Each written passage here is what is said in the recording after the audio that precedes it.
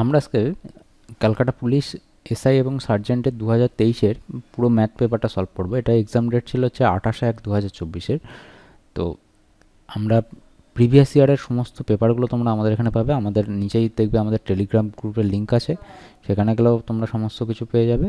আর ওদিকে আমাদের গ্রুপ আছে, আমাদের সেখানে হচ্ছে ডেইলি বেসিসের ক্লাস চলছে, সেখানেও তোমরা জয়েন করতে পারো। দুটো লিঙ্কই তোমরা ডেসক্রিপশন লিঙ্কে পেয়ে যাবে। আর আমাদের বিআইটিতেও তোমরা জয়েন করে যেতে পারো।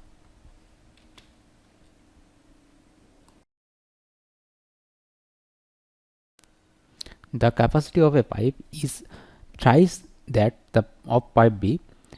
The time taken by pipe A to fill in the tank is 16 minutes less than the time taken by B to do the same. If both the pipe A and B work together, in how many minutes the tank will be filled in? A নল B নলের 3 গুণ ক্ষমতা সম্পন্ন। একটি খালি চৌবাচ্চা B নলের দ্বারা পূর্ণ হতে যে সময় লাগে, এ নলের তার থেকে 16 মিনিট কম সময় লাগে। একত্রে এই নল দুটি খালি করতে চৌবাচ্চার জলপূর্ণ হতে কত মিনিট সময় লাগবে সেটা বের করতে বলেছে। তাহলে এ নল যদি বি নলের 3 গুণ ক্ষমতা সম্পন্ন হয়, তাহলে প্রথম নলটা এ, দ্বিতীয় নলটা বলেছে বি। তাহলে এদের এফিসিয়েন্সি মানে ক্ষমতা সেটা বলে দিয়েছে এ নল বি নল। তাহলে বি নলের ক্ষমতা যদি 1 হয়, তাহলে এ নলের ক্ষমতা হবে কত? 3 গুণ, কারণ 3 গুণ ক্ষমতা সম্পন্ন বলেই দিয়েছে। তাহলে এদের তাহলে টাইম লাগবে কত? টাইমটা কি হয়? এফিসিয়েন্সির ইনভার্স থাকে, মানে বিপরীত হয় তো, তাই তো? টাইম রেশিওটা এফিসিয়েন্সি রেশিও 3:1, তাহলে টাইমের রেশিও হবে উল্টো হবে, তাহলে 1:3 হয়ে যাবে। টাইমটা লাগবে কত? ট্যাঙ্ক ফুল করতে টাইম লাগবে, এর যদি 1 ঘন্টা লাগে, বি এর লাগবে 3 ঘন্টা, মানে 1:3। এখন দেখো বলে দিয়েছে যে একটি খালি চৌবাচ্চা বি নলের দ্বারা পূর্ণ হতে যে সময় লাগে, এর নলে তার থেকে 16 মিনিট কম সময় লাগে। মানে কি? এদের ডিফারেন্সটা বলেছে, টাইমের ডিফারেন্সটা বলে দিয়েছে। তাহলে এ আর বি নলের চৌবাচ্চা পূর্ণ হওয়ার জন্য যে সময় লাগে, এখানে হচ্ছে রেশিও হিসেবে যে ডিফারেন্স হচ্ছে সেটা হচ্ছে 2, আর এমনি হিসেবে আমাদের ডিফারেন্স বলে দিয়েছে হচ্ছে কত? 16। তাহলে 2 ইউনিট মানে যদি 16 হয়, তাহলে 1 ইউনিট মানে কত আমাদের? 8। এবার জানতে চাইছে যে একত্রে এই দুটি নল দ্বারা খালি চৌবাচ্চা জলপূর্ণ হতে কত সময় লাগবে। একত্রে এই দুটি নল দ্বারা খালি চৌবাচ্চা জলপূর্ণ হতে কত সময় লাগবে। তাহলে দেখো, খালি চৌবাচ্চা জলপূর্ণ করতে হবে আমাদেরকে। খালি চৌবাচ্চা যখন একত্রে জলপূর্ণ হবে, তাহলে টাইম কত লাগছে?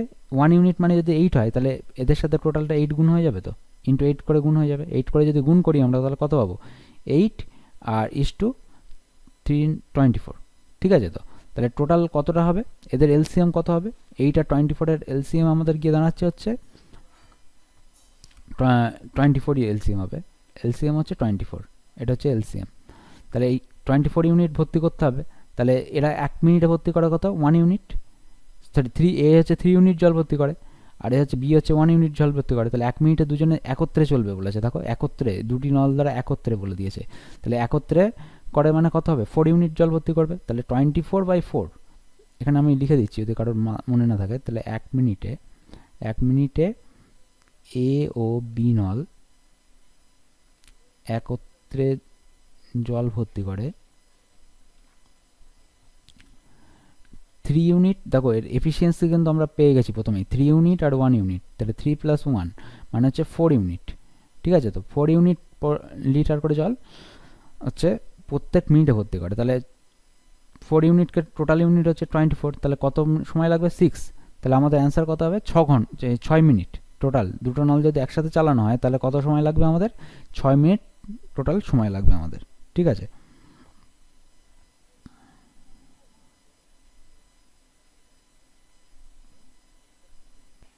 আমাদের এর পরের অঙ্কটা দিয়ে দিয়েছে। দেখো, পরের অঙ্কটা বলা হচ্ছে যে race 9195 is distributed among A, B and C in such a way that if race 45, race 60 and race 90 respectively are deducted from the sum they received by A, B and C becomes 2:3:4. What is the amount received by B in race? মানে বলেছে কি, 9195 টাকা, 9195 টাকা এ, B ও C এর মধ্যে এমনভাবে ভাগ করা হলো যাতে তাদের প্রাপ্ত টাকার থেকে যথাক্রমে 45 টাকা, 60 টাকা ও 90 টাকা নিয়ে নিলে বাকি টাকার অনুপাত 2:3:4 হয়। বি তাহলে কত টাকা পেয়েছিল? তাহলে এক্ষেত্রে আমাদের দেখো কী কী বলে দিয়েছে, আমাদের আগে খেয়াল করতে হবে। এ বি আর সি, ধরো এবিসি কত টাকা নিয়েছে আমরা তো জানি না, তাহলে আমরা ধরে নিতে পারি এবিসি হচ্ছে এক্স টাকা নিয়েছে, বি ওয়াই টাকা, আর সি হচ্ছে জেড টাকা, এটা আমরা ধরে নিতে পারি। এখন এদের যে হিসাবটা বলে দিয়েছে, এখন তাহলে এ যদি এক্স টাকা জমা রাখে, মূলধন হিসাবে এ এক্স টাকা জমা রেখেছে ধরলাম, বি রেখেছে ওয়াই টাকা, আর সি রেখেছে হচ্ছে আমাদের জেড টাকা, ঠিক আছে।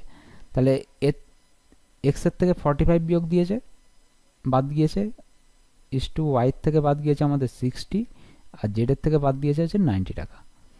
এইটা বাদ দেওয়ার ফলে আমাদের এদের রেশিও গিয়ে দাঁড়িয়েছে হচ্ছে 2:3:4, এদের রেশিওটা গিয়ে দাঁড়িয়েছে, ঠিক আছে। তো আমরা এখান থেকে লিখতে পারি কি, এদের একটা আনুপাতিক ধ্রুবক ধরে নিলাম, কনস্ট্যান্ট ধরে নিলাম কে, তাহলে এখান থেকে লিখতে পারি আমরা সরাসরি x minus 45 equal to 2k। একইভাবে আমরা Y minus 60 equal to 3k। একইভাবে আমরা Z minus 90 equal to 4k, এটা আমরা লিখতে পারি। এখন দেখো বলে দিয়েছে যে টোটাল টাকাটা বলে দিয়েছে 9195 টাকা ডিস্ট্রিবিউট করা হয়েছে তিনজনের এতে। তাহলে 9195 টাকা যদি ডিস্ট্রিবিউট করা হয়, তাহলে X plus Y plus Z, এই টাকাটা তো ওরা প্রথমে ইনভেস্ট করেছিল, তারপরে তো 45, 60 আর 90 টাকা বাদ দিয়েছে, তাহলে এইটা মানে কত, 9195 টাকা, ঠিক আছে। তাহলে এখান থেকে আমরা এই কে এর ভ্যালুটা, এই বি এর ভ্যালুটা আমাদের বের করতে বলেছে টোটাল থেকে। তাহলে আমরা কীভাবে বের করব, চলো দেখে নেওয়া যাক। এখান থেকে বি এর ভ্যালু বের করার জন্য আমরা এখানে এক্স ওয়াই জেড এর ভ্যালুগুলো আমরা পুট করে দেবো, ঠিক আছে। দেখো এখান থেকে আমি লিখতে পারি X equal to 2k plus 45, Y equal to 3k plus 60, আবার জেড ইকুয়াল টু লিখতে পারি 4k প্লাস 90, এটা আমরা লিখতে পারি, ঠিক আছে। তো আমরা এখানে ভ্যালুটাকে পুট করে দেবো, এক্স ওয়াই জেড এর ভ্যালু পুট করে দিলে আমরা অ্যান্সারটা কে এর অ্যান্সার পেয়ে যাবো, সেখান থেকে বি এর অ্যান্সারটাও পেয়ে যাবো। তাহলে প্রথমটা হচ্ছে 2k প্লাস 45, তারপরে হচ্ছে 3k প্লাস 60 প্লাস হচ্ছে 4k প্লাস 90 ইকুয়াল টু 9195, এত টাকা। তাহলে এগুলো যোগ করলে হবে 5 আর 4 হচ্ছে 9k, তাহলে 9k প্লাস এটা যোগ করলে হবে 5 6 195 ইকুয়াল টু হচ্ছে 9195। এবার এখান থেকে আমরা কি লিখতে পারি, 9k ইকুয়াল টু 9195 মাইনাস 195, তাহলে এখান থেকে লিখতে পারি 9k ইকুয়াল টু 9000, 9000, তাহলে কে এর ভ্যালু পেয়ে যাবো আমরা কত, 100, ঠিক আছে। তাহলে কে এর ভ্যালু যদি 1000 পেয়ে যাই, তাহলে এবার কে এর মানটা যদি আমরা এখানে পুট করে দিই আমার বি এর জায়গায়, এই বি এর ভ্যালুর ক্ষেত্রে, তাহলে আমরা ওয়াই এর ভ্যালুটা পেয়ে যাবো, আর ওয়াই মানে হচ্ছে বি এর ভ্যালু। তাহলে ওয়াই ইকুয়াল টু কি লিখতে পারি, 3 ইন্টু 100, সরি 1000 প্লাস 60, তাহলে হচ্ছে 3060 টাকা, এত টাকা হচ্ছে বি রেখেছিল। তাহলে বি এর অ্যান্সার হবে কি আমাদের, রাইট অ্যান্সার ডি। তো বলেছে অঙ্কটা, there is 20 liter milk in a container, 4 liters milk is withdrawn and substituted by 4 liters of water. The same process is repeated again. How many liters of milk will be left? একটি পাত্রে 20 litre দুধ আছে, পাত্রটি থেকে 4 litre দুধ তুলে নিয়ে সমপরিমাণ জল মিশ্রিত করা হলো। এই পদ্ধতি আরও একবার করার পর পাত্রে দুধের পরিমাণ কত লিটার থাকবে, এটা আমাদের জানতে চাইছে। মানে একটা পাত্র রাখা আছে, সেই পাত্রে প্রথমে শুধু দুধ, এখানে কিন্তু মাথায় রাখতে হবে প্রথমে যে দুধটা রাখা রয়েছে কন্টেনারে, সেখানে কিন্তু কোনো জল টল নেই, একদম পুরো পিওর মিল্ক, এই জিনিসটা মাথায় রাখতে হবে। অনেকে এই জায়গাটায় ভুল করে বসে যে দুধ আছে মানে আমাদের মিক্সারের অঙ্ক, এটা অবশ্যই এটা মিক্সারের অঙ্ক, কিন্তু মিক্সারের অঙ্ক মানে প্রথমে যে পিওর মিল্ক নেই এটা না, এটা পিওর মিল্ক রাখা আছে প্রথমেই, এই পিওর মিল্ক থেকে প্রথমে তুলে নিয়েছে, ঠিক আছে। তো পিওর মিল্ক থেকে তুলে নিয়ে তারপরে ঢেলেছে, তারপরে মিক্সারে ওয়াটার মিশেছে, নাহলে একদম ইনিশিয়াল মানে একদম প্রথমে হচ্ছে কিন্তু পুরো পিওর মিল্ক ছিল, ঠিক আছে। তো চলো, তো এখানে দেখো এই অঙ্কটা করার জন্য আমরা একদম একটা খুব শর্ট নিয়ম আছে, সেই শর্ট নিয়মটা আমরা আগেও আলোচনা করেছি বা ক্লাসে বলেছি আমরা। তো সেই শর্ট নিয়মটা একটাই সূত্র, ঠিক আছে, এই সূত্রটা একটু মাথায় রাখতে পারলে হয়ে যাবে। আর নাহলে একটা আমরা বেসিক সূত্র দিয়েও করতে পারি, ঠিক আছে। আমি দুটোকেই দেখাচ্ছি, যার যেটা সুবিধা হবে সে সেটা করবে, ওকে। তা প্রথমে আমি হচ্ছে ওই যে শর্ট যে সূত্রটা আছে, সেই সূত্রটা যদি যারা মাথায় রাখতে পারে তাদের জন্য খুব ভালো হবে, ঠিক আছে। A into 1 minus B by A to the power N. এখন এ মানে কি? এ মানে হচ্ছে টোটাল কোয়ান্টিটি, টোটাল প্রথম ইনিশিয়াল কোয়ান্টিটি আর কি। ইনিশিয়াল কোয়ান্টিটিতে টোটাল কোয়ান্টিটি আনচেঞ্জ এইরকম ধরনের অঙ্ক যখন এরকম একবার একটা পাত্রে যেখানে মিক্সচারটা সবসময় মিক্সচার টোটাল পরিমাণটা আনচেঞ্জ থাকবে, ঠিক আছে তো। তা এবং একবার তোলা হবে আবার তুলে সমপরিমাণ ঢালা হবে, মানে এই রকম রিপিটেশনের যে অঙ্কগুলো থাকবে তখন সেই ক্ষেত্রে আমরা এই সূত্রটা ব্যবহার করবো, A into 1 minus B by A to the power N. এই সূত্র দিয়ে আমরা অঙ্কটা করতে পারবো, ঠিক আছে তো। তাহলে এ হচ্ছে আমাদের ইনিশিয়াল মানে টোটাল কোয়ান্টিটি আর কি, আর বি হচ্ছে কত লিটার তোলা হচ্ছে মানে ওই সমপরিমাণ আর কি, ঠিক আছে তো। সমপরিমাণ ওই যে প্রসেস করার জন্য রিপিটেড প্রসেস করার জন্য যে পরিমাণ দুধ তোলা হচ্ছে সেইটা হচ্ছে আমাদের বি। ওকে, তো আমরা এখান থেকে লিখতে পারি কি, এর ভ্যালুটা হচ্ছে আমাদের এখানে লিখে দিচ্ছি, এর ভ্যালু হচ্ছে 20 লিটার আর বির ভ্যালু হচ্ছে 4 লিটার। ওকে, কারণ বিটা হচ্ছে তোলা হচ্ছে বারবার করে, তাহলে এখানে লিখতে পারি 20 ইন্টু 1 মাইনাস 4/20। আর এন মানে কি? এন মানে হচ্ছে কত টাইম কতবার প্রসেসটা করা হচ্ছে, কতবার প্রসেসটা করা হচ্ছে। দেখো এখানে কতবার হয়েছে, প্রথমে দেখো 4 লিটার উইথড্র করেছে, মানে প্রথমে 4 লিটার তুলে নিয়েছে, নিয়ে ঢেলেছে, তারপরে আরও একবার, তাহলে কতবার হলো? দুবার হলো। তাহলে তাই জন্য এনের ভ্যালু হবে কত? এখানে 2। এনের ভ্যালুটা আমাদের আসবে 2। তাহলে আমরা এখান থেকে লিখতে পারি 20 ইন্টু 1 মাইনাস কাটাকুটি করলে পাবো হচ্ছে 5, 1/5 1। তাহলে এখানটায় হবে কত? এখানে বিয়োগ করলে পাবো হচ্ছে 4/5। 4/5 হলে এটা হয়ে যাবে হচ্ছে 20 ইন্টু 16/25, ঠিক আছে। তাহলে কাটাকুটি করলে এখানে পাবো হচ্ছে 5, আর এখানে পাবো হচ্ছে 4, আর এখানে একটা 2 গুণ করে দিচ্ছি যাতে দশমিকের আগে দশমিকের হিসাবটা তাড়াতাড়ি সুবিধা হয়। তো নিচে 10 চলে এলো, কারণ 5 থাকলে 2 দিয়ে গুণ করলে সুবিধা হবে আমাদের কাজ করতে। তাহলে এখানে পাবো হচ্ছে আমরা হচ্ছে 32 আর 4 দুগুণে 8, 3 4 12, তাহলে হচ্ছে 12.8 লিটার। তাহলে এবার জানতে চাইছে যে এখন পাত্রে পিওর দুধের পরিমাণ কত। তাহলে যেহেতু 4 লিটার করে জল ঢালা হয়েছে, আবার মিশ্রণের জল তোলা হয়েছে, এখন লাস্টে গিয়ে পিওর দুধের পরিমাণটা গিয়ে দাঁড়িয়েছে 12.8 লিটার। তাহলে অ্যান্সার হবে 12.8 লিটার। অ্যান্সার হচ্ছে D. D is the correct answer.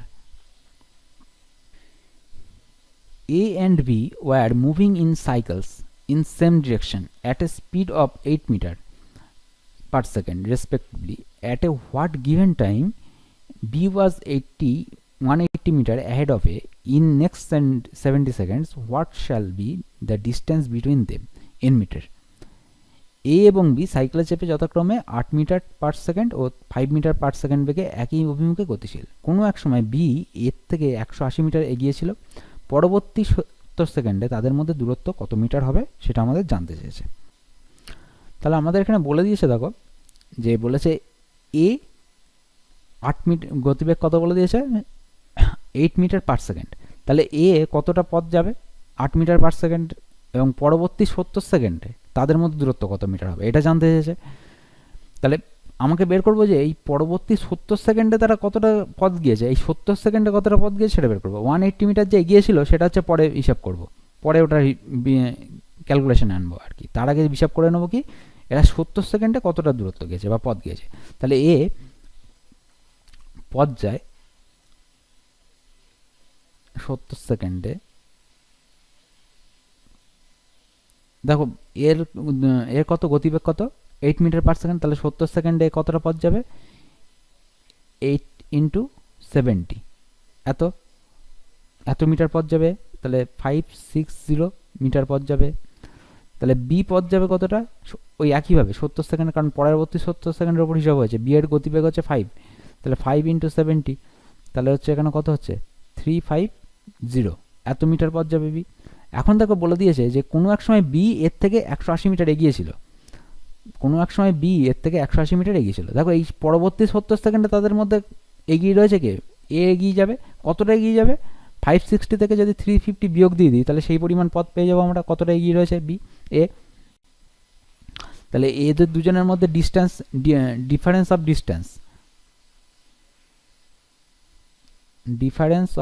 Distance মানে দূরত্বের পার্থক্য in 70 seconds, distance in 70 seconds. তাহলে 70 সেকেন্ডে তাদের মধ্যে দূরত্বের পার্থক্য কত হবে 560 মাইনাস 350, ঠিক আছে, 560 মাইনাস 350 তাহলে কত হচ্ছে 012 এত মিটার হচ্ছে ডিফারেন্স হচ্ছে। এবার দেখো আবার প্রথমেই আমাদের বলে দিয়েছে যে 180 মিটার বি এগিয়েছিল, তাহলে আরও তো এ হচ্ছে এখানে কি হচ্ছে এ এগিয়ে আছে, হচ্ছে এ বি এর থেকে এগিয়ে থাকে 70 সেকেন্ডে এ বি এর থেকে এগিয়ে থাকে 210 মিটার। এবার 210 থেকে যদি আবার 180 বিয়োগ দিই তাহলে হচ্ছে সে তাদের 180 বাদ দিলে কত এগিয়ে যাবে, তাহলে হচ্ছে 30 মিটার। কতটা এগিয়ে থাকলো তাহলে অ্যান্সার হলো আমাদের 30 মিটার। তাহলে 70 সেকেন্ড পরবর্তী 70 সেকেন্ডে, মানে শুধু 70 সেকেন্ড প্রথমে কি বের করেছি আমরা, শুধু 70 সেকেন্ডে, এই যে এইটা বেরিয়েছে 210 মিটার, যেটা শুধু 70 সেকেন্ড হিসেবে আমরা ক্যালকুলেশনটা করেছি। এবার প্রথমেই যেহেতু বি এর থেকে 180 মিটার এগিয়েছিল তাই জন্য সেটা আবার বিয়োগ দিয়ে দিলাম, কারণ এখানে এর 70 সেকেন্ডে এ এগিয়েছিল, তাই জন্য পরবর্তী 70 সেকেন্ডে এ বি এর থেকে এগিয়ে থাকবে 30 মিটার, তাহলে রাইট অ্যান্সার হবে 30 মিটার। A businessman earns a profit of 25% even selling the cloth in cost price, then calculate while selling 1 meter of cloth actually he gives how many centimeter of cloth। SCM মানে হচ্ছে centimetre. এক কাপড়ের ব্যবসায়ী ক্রয় মূল্যে কাপড় বিক্রি করেও 25% লাভ করে, তাহলে সে 1 মিটারের পরিবর্তে কত সেন্টিমিটার কাপড় দেয়। তাহলে অঙ্কটায় কিন্তু দেখো অসাধু ব্যবসায়ী কথাটা কথা উল্লেখ করে নেই। দেখো তুমি যে পয়সায় কাপড় কিনেছো, মানে তোমার কস্ট প্রাইসে তুমি যেটা কাপড় কিনেছো, তোমার সেলিং প্রাইস যদি কস্ট প্রাইসের সমান হয় তাহলে তোমার কোনো প্রফিট তৈরি হবে না, অথচ এখানে বলে দিয়েছে দেখো প্রফিট পেয়েছে। তার মানে কি লোকটা অসাধু ব্যবসায়ী, কোনো না কোনো উপায়ে সে তার প্রফিট তৈরি করেছে। তাহলে এই প্রফিট তৈরি করতে দেখো 1 মিটারের পরিবর্তে কত সেন্টিমিটার কাপড় দেয়, নিশ্চয়ই বেশি দেবে না, অবশ্যই কম দিচ্ছে।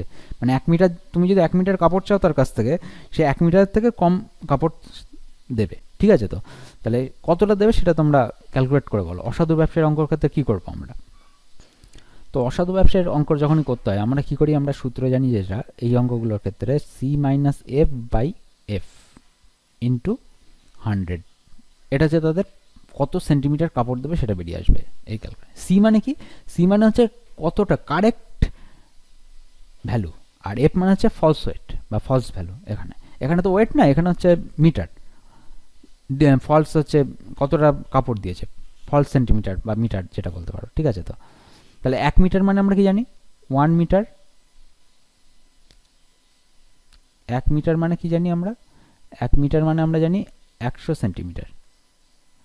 তাহলে 100 সেন্টিমিটার কাপড় দেওয়ার কথা ছিল, দিচ্ছে কতটা, আমরা ধরে নিলাম, ধরি সে x সেন্টিমিটার কাপড় দেয়, ধরি সে 100 সেমি কাপড়ের পরিবর্তে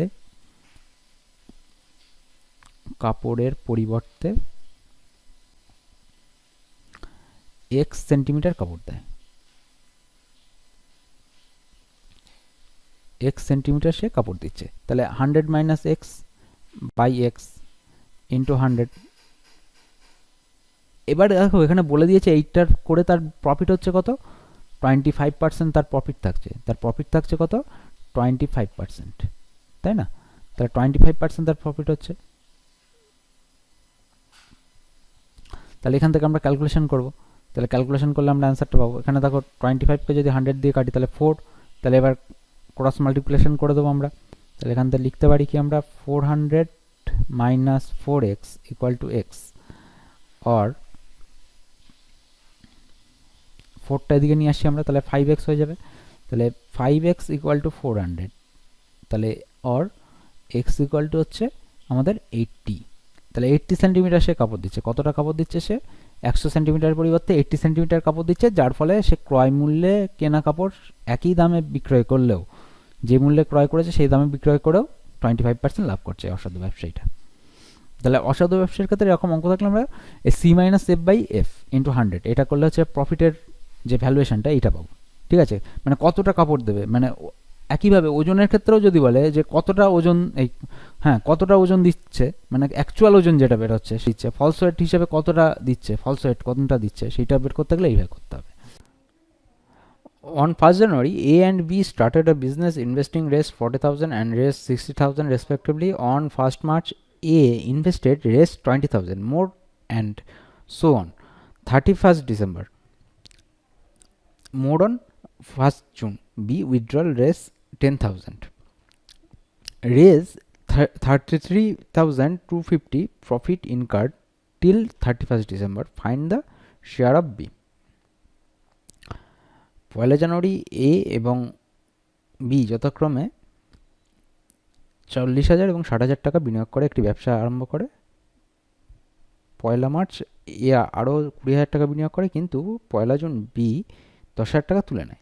31শে ডিসেম্বর পর্যন্ত 33,250 টাকা লাভ হলে বি কত টাকা পাবে সেটা বের করতে বলেছে। তাহলে এ বি একটা বিজনেস স্টার্ট করেছে, তাহলে এ আর বি যে বিজনেসটা স্টার্ট করেছে সেই বিজনেসে এ ইনভেস্ট করেছিল প্রথমে কত 40,000 টাকা, আর বি ইনভেস্ট করেছে কত 60,000 টাকা। দেখো এবার এ যেটা করেছে, এ হচ্ছে দেখো ইনভেস্ট করেছে যে 40,000 টাকাটা, বলছে এবার 1st মার্চ এ আরও 20,000 টাকা বিনিয়োগ করেছে। পয়লা মার্চ, তাহলে জানুয়ারি থেকে স্টার্ট করেছে, 40,000 টাকাটা তাহলে ক মাস কাটলো, 2 মাস কাটলো। তারপরে গিয়ে আরও 20,000 টাকা রেখেছে, তাহলে 40 আর 20 কত হয়ে গেলো, মানে 60,000 টাকা হয়ে গেল। 60,000 টাকা, তাহলে এই 60,000 টাকাটা আবার কত মাস কেটেছে সেটা দেখতে হবে। তাহলে 20,000 টাকা বিনিয়োগ করে, কিন্তু পয়লা জুন বি 1,000 টাকা তুলে নেয়। তাহলে বি হচ্ছে জুন মাসে তুলে নিয়েছে টাকা পয়লা জুন অবধি, তাহলে জানুয়ারি থেকে মে মাস অবধি টাকা কেটেছে, তাহলে 5 মাস টাকাটা কেটেছে, 6 মাসের মাথায় গিয়ে টাকা তুলে নিয়েছে।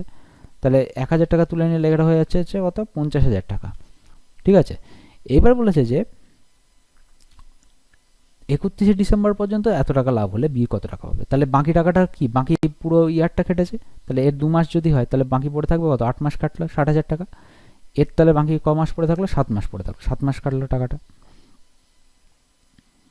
সরি এটা 8 মাস না 10 মাস হবে, 10 আর 2 12। তাহলে এখানে আমরা শূন্যগুলো তো সব কেটে দিতে পারছি, দেখো জিরোগুলো সবার মধ্যে থেকে কেটে চলে যাচ্ছে প্রথমেই। তাহলে কত হচ্ছে 4 2 8 আর 6 10 60, 68 ইস টু 5 6 30 আর 35, তাহলে 65। ওকে, তাহলে এবার জানতে চাইছে যে 31শে ডিসেম্বর পর্যন্ত এত টাকা লাভ হয়েছে, বি তাহলে কত টাকা পাবে। তাহলে আমরা কি করবো এক্ষেত্রে বি এর লভ্যাংশ, বি এর লভ্যাংশ ইকুয়াল টু, তাহলে বি মানে হচ্ছে 65 বাই 68 আর 65 যোগ করলে পাবো হচ্ছে আমরা 133 ইন্টু 33250, এই টাকাটা আমরা পাবো হিসাব করলে। ঠিক আছে, তাহলে আমাদের এবার ক্যালকুলেশন করলে আমাদের এখান থেকে অ্যান্সারটা আমরা পেয়ে যাবো হয়েছে। তাহলে এখানে অ্যান্সারটা হবে, এখানে পেয়েছি আমরা হচ্ছে 250, এটা ক্যালকুলেট করলে পাবো 16250 এত টাকা। তাহলে বি এর লভ্যাংশ হবে কত আমাদের 16,250 টাকা। বলেছে a person open term deposit in the name of his 2 sister, ঠিক আছে 2 daughter, at 15% rate of interest in such a way that when they will attain 18 years of age they will get 3800 and 38,000 টাকা each. Since his elder daughter was 12, he kept raise 4800 more for her than his younger daughter. ঠিক আছে, what was the amount he kept for his younger daughter? এক ব্যক্তি তার 2 মেয়ের নামে ব্যাংকে 15% হারে 2টি স্থায়ী আমানত এমনভাবে রাখলেন যে প্রত্যেকের বয়স 18 বছর হলে 38,000 টাকা করে পাবে। বড় মেয়ের বয়স 12 বছর হওয়ার জন্য তিনি তার ছোট মেয়ের থেকে 48,000 টাকা বেশি রাখলেন, আর সরি 4800 টাকা বেশি রাখলেন। ছোট মেয়ের জন্য তিনি কত টাকা রেখেছিলেন এখানে জানতে চাইছে। তো এক্ষেত্রে আমরা কি করব, এক্ষেত্রে আমরা যে কোনো একটা ধরে নেবো, হয় ছোট মেয়ে নয় বড় মেয়ে, যে কোনো একটা ধরে নিয়ে আমরা এগোবো।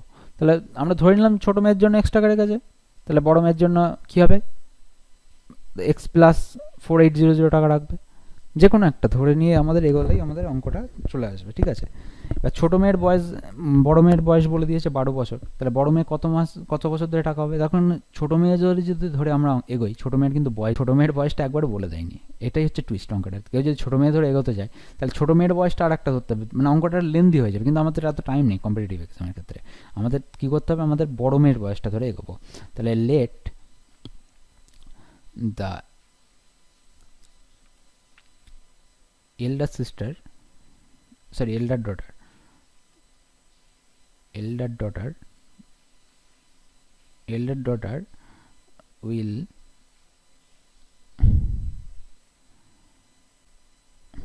sorry এখানে ইনভেস্ট হবে, তো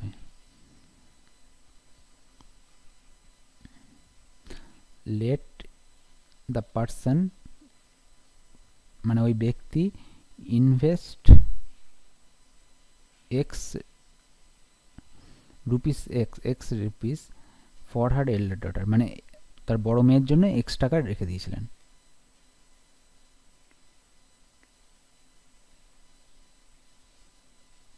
ছোট মেয়ে ধরলে কিন্তু অঙ্ক বড় হয়ে যাবে বলে দিলাম, ওই জন্য আমরা বড় মেয়েটা ধরে করছি। তাহলে ছোট মেয়ের জন্য বড় মেয়ের জন্য রেখেছিলেন x টাকা, ঠিক আছে।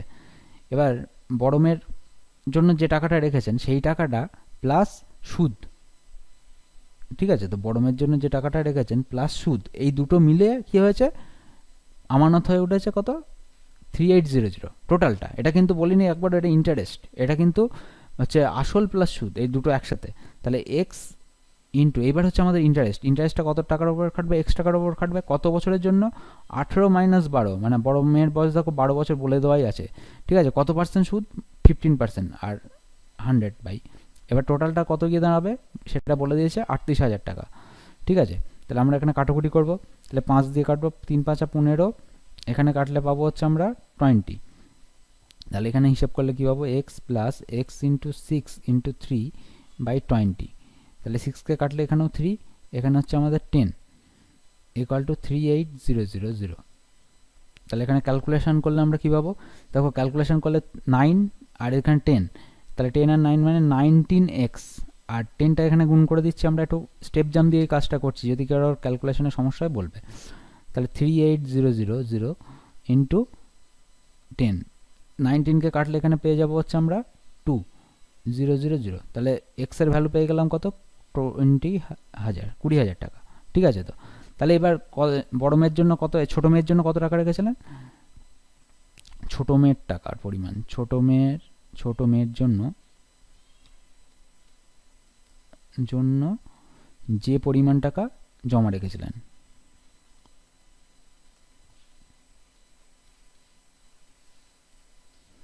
দেখো এখানে ছোট মেয়ের বয়সটা কিন্তু কোনো ফ্যাক্টর করলো না অঙ্কের মধ্যে, জমা রেখেছিলেন, সেটা কি হবে, 20,000 থেকে 4800 বিয়োগ হয়ে যাবে। তাহলে বিয়োগ দিলে আমরা পেয়ে যাব হচ্ছে 15200 টাকা, ঠিক আছে। তাহলে অ্যান্সার হবে কত আমাদের, 15200 টাকা। চলো তারপরটা আমরা চলে যাই। এখানে একটা প্লেন সিম্পলিফিকেশন দিয়েছে, দেখো আমাদের এখানে যেটা বলে দিয়েছে সেগুলোকে পূর্ণ ভগ্নাংশ রয়েছে, তাহলে এগুলো অপ্রকৃত ভগ্নাংশ নিয়ে চলে যাবো। তাহলে 37/3 প্লাস 65/6 মাইনাস 21+2 মানে 23/3 মাইনাস 11/7।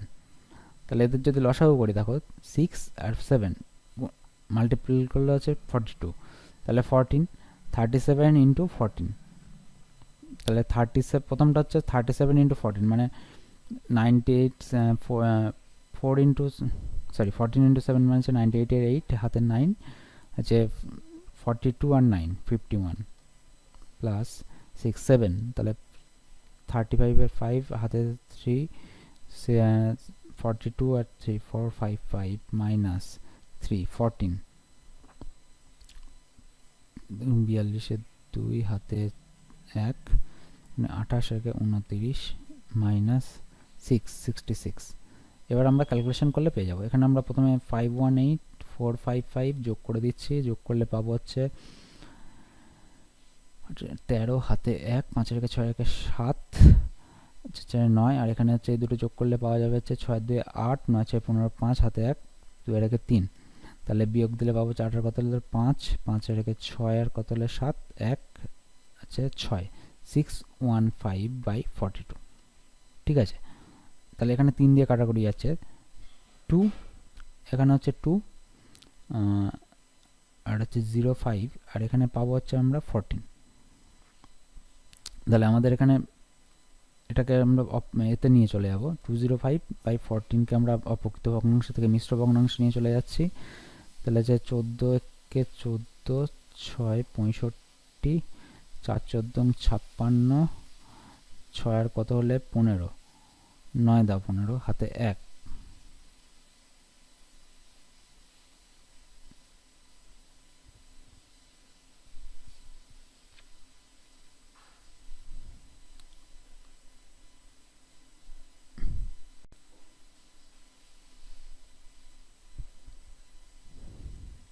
সরি এক্সট্রিমলি কোথাটা ক্যালকুলেশনে গন্ডগোল হয়েছে।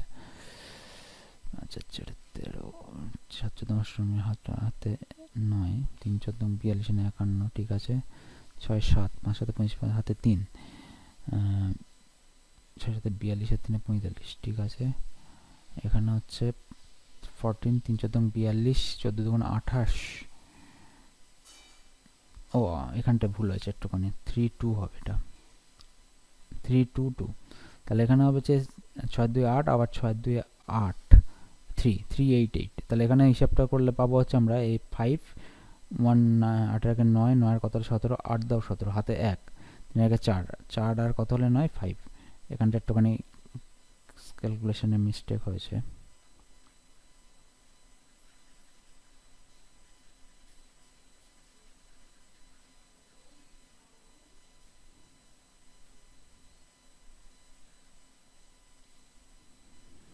তাহলে 585/42,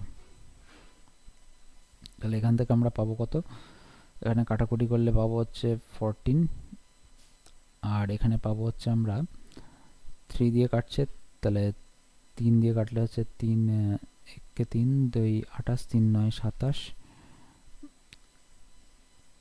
15, 3 5 15, 195/14, 195, তাহলে এখান থেকে দিলে হচ্ছে 13 দিয়ে যাবে, 13 দিয়ে দিলে পাবো হচ্ছে আমরা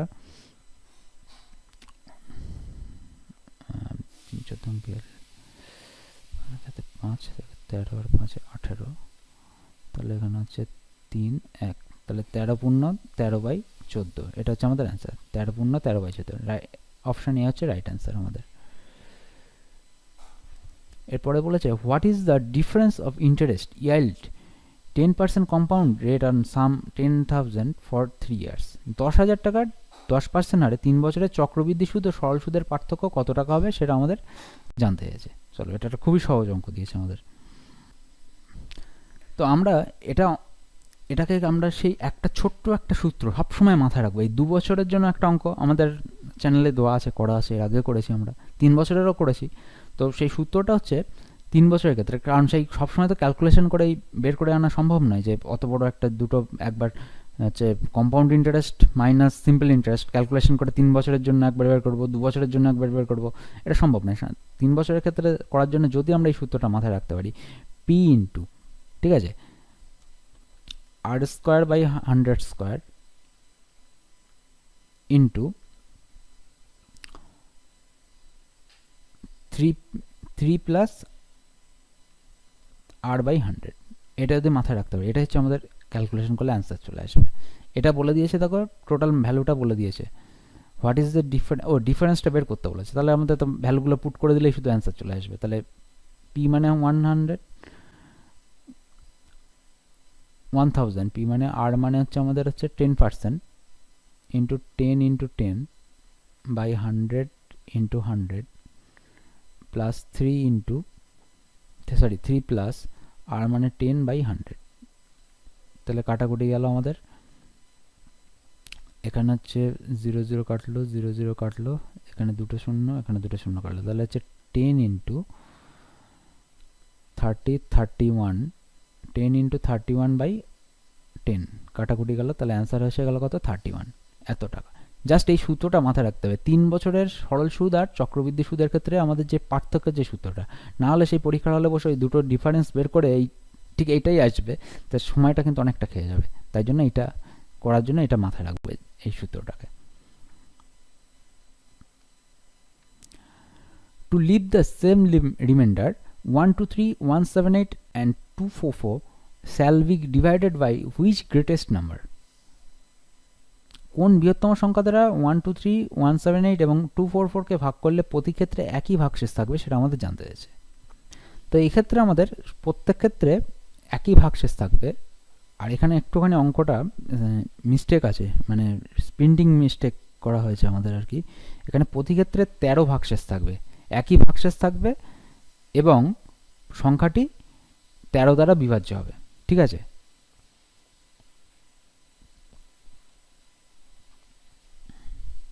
এবং সংখ্যাটি এখানে হচ্ছে 13 দ্বারা বিভাজ্য হবে, এটা হচ্ছে আমাদের প্রিন্টিং মিস্টেকে লেখা হয়নি, এক্সট্রিমলি সরি। এটা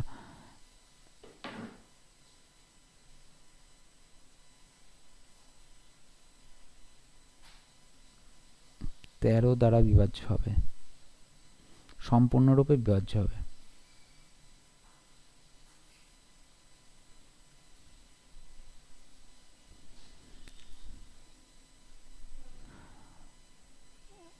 ও না না, এটা নেই, 13 দ্বারা বিভাজ্য নেই। ও আচ্ছা আচ্ছা, সরি সরি সরি, না না ঠিকই আছে, অঙ্কটা ঠিকই দেওয়া আছে আমাদের, ঠিকই আছে, অঙ্কটা ঠিকই আছে, সরি।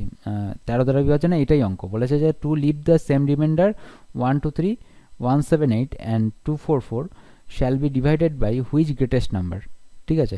বলেছে যে কোন বৃহত্তম সংখ্যা দ্বারা 1 2 3 178 এবং 244 কে ভাগ করলে প্রতি ক্ষেত্রে একই ভাগশেষ থাকবে। তো এই ধরনের অঙ্ক যখন দিয়ে দেবে তখন আমরা কিভাবে করবো? এই ধরনের অঙ্ক দিয়ে দিলে আমরা হচ্ছে প্রথমে অঙ্কগুলোর মধ্যে যে ডিফারেন্স আছে সেই ডিফারেন্সটাকে বের করে নেব। যেমন 178 মাইনাস 123, এদের মধ্যে যে ডিফারেন্স আছে সেটা আমরা আগে বের করে নেব। তাহলে এদের মধ্যে যে ডিফারেন্সটা রয়েছে সেটা কত আছে? অঙ্কটা ঠিক তো আছে, ঠিক করে, হ্যাঁ ঠিকই তো আছে অঙ্কটা, তাহলে আবার সমস্যাটা কি হয়েছে? না আচ্ছা আচ্ছা, এখানে ডিফারেন্স আছে আমাদের হচ্ছে 55 হবে ডিফারেন্সটা। তারপরে হচ্ছে আমাদের 178, আচ্ছা 178 তো হয়ে গেল আমাদের, 244 থেকে মাইনাস হবে, 244 মাইনাস 178 ইকুয়াল টু 6, আর এখানে হচ্ছে 71, সরি 18, হ্যাঁ 6 718 আবার 66 হচ্ছে, আর 244 মাইনাস 123 এখানে পাবো হচ্ছে আমরা 121, ঠিক আছে। তাহলে এই যে তিনটে সংখ্যা পেলাম, বলছে কোন বৃহত্তম সংখ্যা বলেছে, তো তাই বৃহত্তম সংখ্যার ক্ষেত্রে হবে কি, এই যে ডিফারেন্সগুলো যেগুলো পেলাম প্রত্যেকটা সংখ্যার সাথে যে ডিফারেন্স, মানে কত কত পেলাম 55 66 আর 121, এই যে ডিফারেন্স পেলাম, এই ডিফারেন্সকে আমরা কি করব, এই ডিফারেন্সকে আমরা হচ্ছে এদের এইচসিএফ অর্থাৎ গসাগু বের করব। এদের আমরা গসাগু বের করবো। গসাগু কত হবে দেখো, এদের সবাইকে 11 দ্বারা ডিভিজিবল, এরা প্রত্যেকে 11 দ্বারা ডিভিজিবল। তাহলে ডিভিজিবল করলে কত পাবো আমরা, 5 6 আর 11, তাহলে এদের এইচসিএফ পাওয়া গেছে 11। তাহলে এদের এইচসিএফ যদি 11 হয় তাহলে এরা হচ্ছে কত দ্বারা বিভাজ্য হবে, 11 দ্বারা বিভাজ্য হবে। প্রত্যেকটা সংখ্যাকে যদি 11 দ্বারা ভাগ করা হয় তাহলে হচ্ছে সংখ্যাটাগুলোর থেকে প্রত্যেক ক্ষেত্রে একই ভাগশেষ পাবো। তাহলে যদি আমরা চেক করে দেখি, তাহলে চেক করে দেখলে আমরা বুঝতে পারবো। দেখো 1 2 3, সরি একটুখানি আমাদের মিসআন্ডারস্ট্যান্ডিং হয়েছে, আমরা প্রথমে ভেবেছিলাম অঙ্কটা ভুল প্রিন্টিং করা আছে, অঙ্কটা একদম ঠিকঠাকই আছে, ঠিক আছে।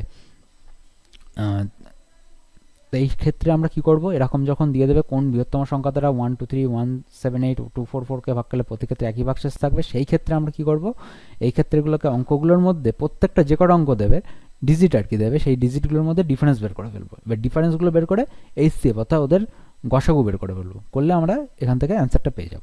ওকে, তাহলে দেখো এখানে এ করলে দেখো 11 1 2 1, তাহলে এক্ষেত্রে পেলাম কত 2।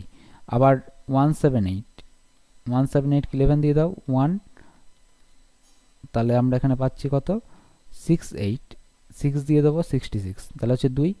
আবার 244 রয়েছে আমাদের, 244 কে 11 দিয়ে দেবো 2 22, তাহলে হচ্ছে 24, তাহলে হচ্ছে আবার 2 দিয়ে দাও 22। তাহলে দেখো প্রত্যেক ক্ষেত্রে 2 করে রিমাইন্ডার আসছে কি না আমাদের, তাহলে অ্যান্সার হবে কত 11। বলেছে A B and C are 3 ferryghats located on the same bank of a river and B is located just at the midpoint of A and C. The current flows from C to A. A boat takes 6 hours and 20 minutes to return to A, starting from A and touching B. The same boat takes 8 hours to reach C from A. How much time it would take to come to A from C? ABC একটি নদীর একই তীরে অবস্থিত 3টি ঘাট, এবং A B ঘাটটি এবং বি ঘাটটি এ ও সি ঘাটের ঠিক মাঝখানে অবস্থিত। নদীর স্রোত সি থেকে এর দিকে প্রবাহিত হচ্ছে। একটি নৌকা এ থেকে বি পর্যন্ত গিয়ে আবার এতে ফিরে আসে। এই সময় নেয় কত? 6 ঘন্টা 20 মিনিট। নৌকাটি এ থেকে সি পর্যন্ত সময় নেয়, নৌকাটি এ থেকে সি পর্যন্ত সময় নেয় হচ্ছে 8 ঘন্টা, ঠিক আছে? তো 8 আওয়ার বা 8 ঘন্টা, ঠিক আছে? নৌকাটি এ থেকে সি পর্যন্ত এতে সময় নেওয়া হচ্ছে 8 ঘন্টা। ও সরি, দুবার লেখা হয়ে গেছে। তাহলে সি থেকে এ পর্যন্ত ফিরে আসতে নৌকাটির কত সময় লাগবে, এটা হচ্ছে আমাদের বের করতে বলেছে। তাহলে আমাদের, চলো অঙ্কটা যদি কেউ করতে পারো করে ফেলো। এখানটা ডবল লেখা হয়েছে, আমাদের একটু আজকে লেখার সময় প্রিন্টিং মিস্টেক হয়েছে, যে টাইপ করেছে।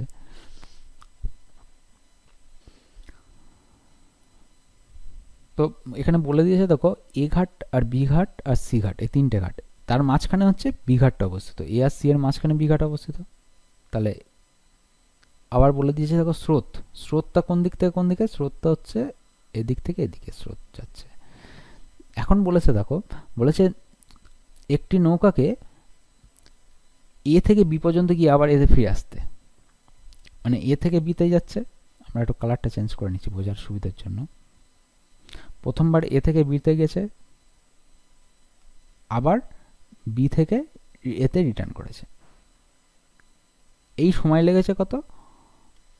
এ টু বি আবার বি টু এ, এই গেতে তাদের সময় লেগে গেছে হচ্ছে 6 ঘন্টা 20 মিনিট। হ্যাঁ, এবার বলেছে নৌকাটি এ থেকে সি পর্যন্ত গেছে, নৌকাটি এ থেকে সি পর্যন্ত গেছে। তাহলে নৌকাটি এ থেকে সি পর্যন্ত মানে এইভাবে গেছে, এই যে এ থেকে সি পর্যন্ত গেছে, এইটা তাদের সময় লেগেছে কত? এ থেকে সিতে যেতে 8 আওয়ার। দেখো এই যে এ থেকে সি পর্যন্ত গেছে আর বি হচ্ছে এদের মিডল পয়েন্ট, এটা কিন্তু সবসময় মাথায় রাখতে হবে। তার মানে কি এখান আর যে গতিতে গেছে সেটা হচ্ছে সমগতিতে গেছে, এটা কিন্তু সবসময় মাথায় রাখতে হবে। তাদের গতি কিন্তু একই, গতি বাড়িনি বা কমেনি। তাহলে এইখানে এই ক্ষেত্রে আমরা কি বুঝবো? এটা হচ্ছে আপস্ট্রিম অবশ্যই, কারণ স্রোতের দিকটা এইটা, এটা হচ্ছে স্রোতের দিক বলে দিয়েছে আমাদেরকে। তাহলে আপস্ট্রিম যেতে যদি 8 ঘন্টা সময় লাগে এ থেকে সি পয়েন্ট অবধি, তাহলে বি থেকে সি পর্যন্ত যেতে কত সময় লেগেছে? 4 আওয়ার। তারপরে এ থেকে বি অবধি যেতে কত সময় লেগেছে? 4 আওয়ার। ক্লিয়ার? তাহলে দুটো ক্ষেত্রে আমরা দুজনেরই আর কি আপস্ট্রিমের ভ্যালুটা পেয়ে গেলাম, স্রোতের বিপরীতের ভ্যালুটা আমরা পেয়ে গেছি। কিন্তু এবার স্রোতের দিকের ভ্যালু, তাহলে এইখান থেকে এই অবধি যদি 8 ঘন্টা লেগে যায়, তাহলে এটা এখান থেকে এই অবধি 4 ঘন্টা, বি থেকে সি 4 ঘন্টা যেতে লেগেছে, আর এ থেকে বিও 4 ঘন্টা। আবার দেখো এ আর বি এর মধ্যে যে ডিফারেন্স সেটা বলে দিয়েছে, কিন্তু এটা বলে দিয়েছে 6 ঘন্টা 20 মিনিট। তাহলে 6 ঘন্টা 20 মিনিট, এর থেকে যদি 4 ঘন্টা বিয়োগ দিই, তাহলে আমরা কি পেয়ে যাব? 4 আওয়ার বিয়োগ দিলে 2 ঘন্টা 20 মিনিট পড়ে থাকলো না? মানে আমরা কোন জায়গাটাকে নিয়ে কাজ করবো? এই জায়গাটুকু। কারণ এইখান থেকে এই অবধি যখন যাচ্ছে তখন বলে দিয়েছে সেটা 4 ঘন্টা। তাহলে ফেরার টোটালটা আমরা তো জানি যে 6 ঘন্টা 20 মিনিট এ থেকে বি এর। তাহলে ফিরবে কতক্ষণ? যেতে যদি 4 ঘন্টা লাগে, একসাথে টাইমটা বলেছে 6 ঘন্টা 20 মিনিট, তাহলে ফিরবে কতক্ষণে? 2 ঘন্টা 20 মিনিটে 4 ঘন্টা বিয়োগ দিয়ে দিলে পেয়ে যাবো। এবার আমাদের তো জানি যে স্রোত একই গতিবেগে যাচ্ছে, স্রোতের গতি আর নৌকার গতি দু ক্ষেত্রেই আমাদের একই, তাই তো? যাওয়ার সময় বা আসার সময় গতি কখনোই বাড়ায়নি, চলতে চলতে আর কি বাড়ায়নি। আপস্ট্রিম ডাউনস্ট্রিমের ডিফারেন্স পার্থক্য রয়েছে, কিন্তু স্রোতের গতি আর নৌকার গতি সবসময় সমান, একই। যে গতিতে প্রথম থেকে চলছিল সেখানে শেষ অবধি সেই গতিতে গিয়ে পৌঁছেছে। তাহলে এখান থেকে এইটুকু নিয়ে যদি 2 ঘন্টা 20 মিনিট নেয় যেতে ফিরতে আর কি, তাহলে আমাকে জানতে চাইছে যে টোটালটা কত সময় নেবে। তাহলে এটা 2 ঘন্টা 20 মিনিট হলে এটাও 2 ঘন্টা 20 মিনিট, তাই তো? এটা যদি 2 ঘন্টা 20 মিনিট হয় ফিরে আসতে, 2 ঘন্টা 20 মিনিট লাগে, তাহলে এখানেও 2 ঘন্টা 20 মিনিট লাগবে। তাহলে দুটো যোগ হয়ে যাবে, 2 ঘন্টা 20 মিনিট সময় নেবে। তাহলে সি থেকে এতে যখন ফিরে আসবে, সি থেকে যখন এতে ফিরে আসবে, তখন টোটাল সময় লাগবে কত আমাদের 4 ঘন্টা 40 মিনিট। তাহলে আমাদের অ্যান্সার হবে কত 4 ঘন্টা 40 মিনিট, হচ্ছে right answer.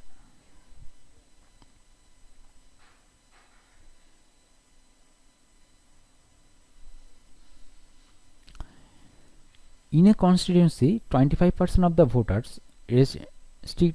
restrained vote from voting. Out of the total voters cast, 12% voters were found to be invalid.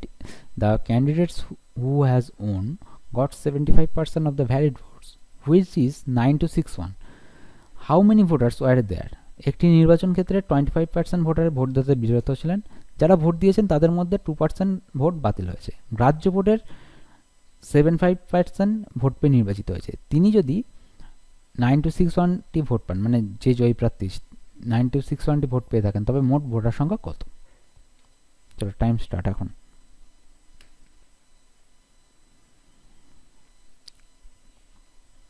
দেখো আমরা যদি দেখি যে টোটাল ভোটার সংখ্যা কত 100, তার মধ্যে ভ্যালিড ভোট দিতে 25% বিরত ছিলেন, তাহলে ভোট দিয়েছে কতজন 75%।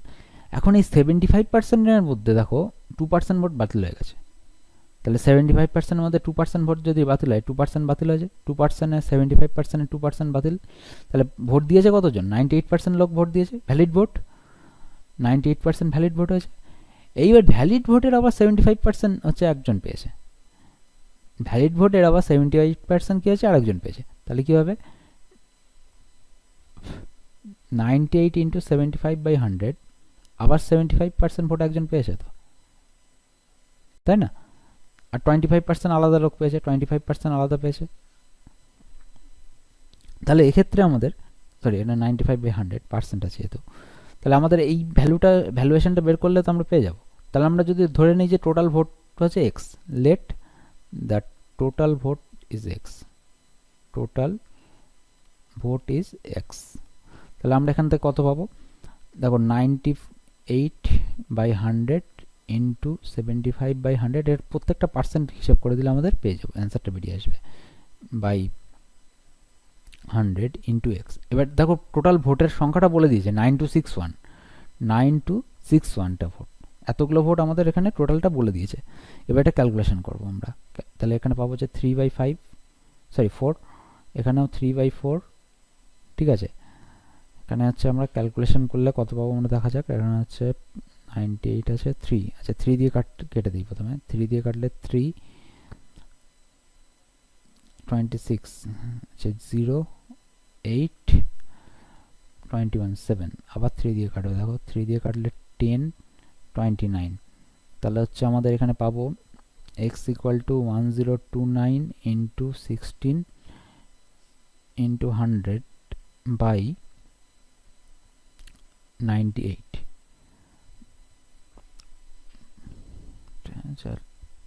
কাটলে আমরা এখানে টোটাল অ্যান্সারটা পেয়ে যাব হচ্ছে আমরা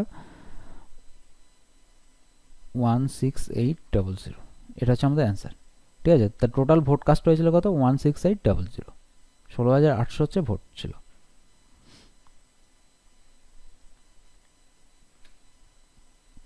বলেছে a watch get slow by 6 minute in every hour, হচ্ছে at morning 7 AM time of the watch has been corrected with that of another watch given genuine time when it will be 4:20 original time. What time will be shown in the faulty watch? একটি ঘড়ি প্রতি ঘন্টায় 6 minute পিছিয়ে যায়। সকাল 7টার সময় একটি ঘড়ি সঠিক ঘড়ির সাথে ওই ঘড়ি মেলানো হলো। বিকেলে 4:20 সময় ত্রুটিপূর্ণ ঘড়িতে কত সময় দেখাবে সেটা আমাদের জানতে চেয়েছে।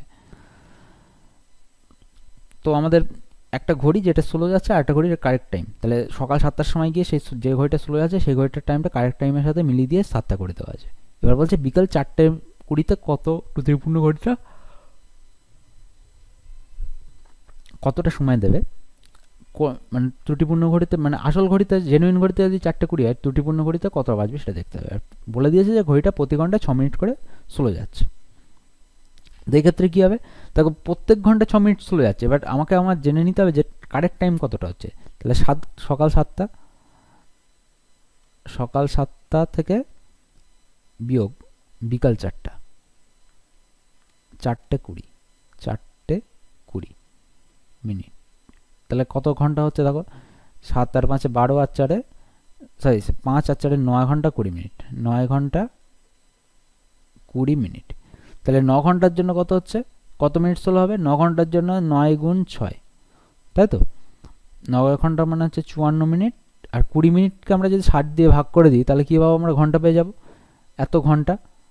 তাহলে কেউ যদি বুঝতে না পারো আমি এটা পাশে করছি এটাকে,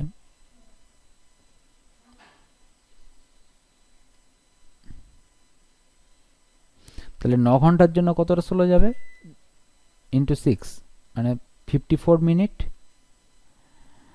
আর 20 মিনিট মানে 20 মিনিট মানে তো 1 ঘন্টা, তাহলে 20কে 60 দিয়ে ভাগ করে দিলাম, গিয়ে তার ঘন্টায় প্রকাশ করলাম মিনিটটাকে, এবার 60 দিয়ে করে দিলাম, তাহলে হচ্ছে দেখো 0 0 কেটে গেলো, 6 6 কেটে গেলো, তাহলে হচ্ছে 2 মিনিট। তাহলে 54 দিয়ে হচ্ছে 56 মিনিট, ঠিক আছে। তাহলে আমাদের টোটাল কত ছিল, 4 ঘন্টা 4:20, 4:20 থেকে 20 মিনিট থেকে আমরা যদি 56 মিনিট বিয়োগ দিয়ে দিই, 56 মিনিট বিয়োগ দিয়ে দেবো, বিকাল 4:20, এটা বিকাল 4:20 থেকে 56 মিনিট যদি বিয়োগ দিই তাহলে পেয়ে যাবো আমরা হচ্ছে 3 ঘন্টা 24, হ্যাঁ 3 ঘন্টা 24 মিনিট, ঠিক আছে। তাহলে আমরা এখানে পেয়ে যাবো বিকাল 3টে, তাহলে ভুল ঘড়িটায় কটা দেখাবে, বিকাল 3টে 24 মিনিট, বিকাল 3টে 24 মিনিট হচ্ছে অ্যান্সার হবে, 3 past 24। A's capacity to complete a work is thrice that of B. A completes the work 20 days prior to B.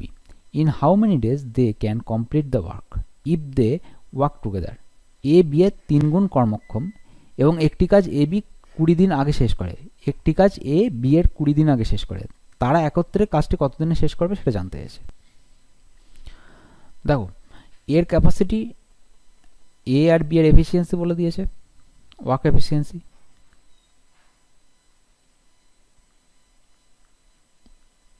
এর ওয়ার্ক, এ বলেছে বি এর 3 গুণ কর্মক্ষম, তাহলে বি এর ওয়ার্ক এফিসিয়েন্সি 1 হলে এর কত হবে 3, তাহলে ওয়ার্ক ডে কী হবে এদের, টু কমপ্লিটেড ওয়ার্ক, ফুল ওয়ার্ক ডে রেশিও হবে উল্টো হয়ে যাবে 1:3।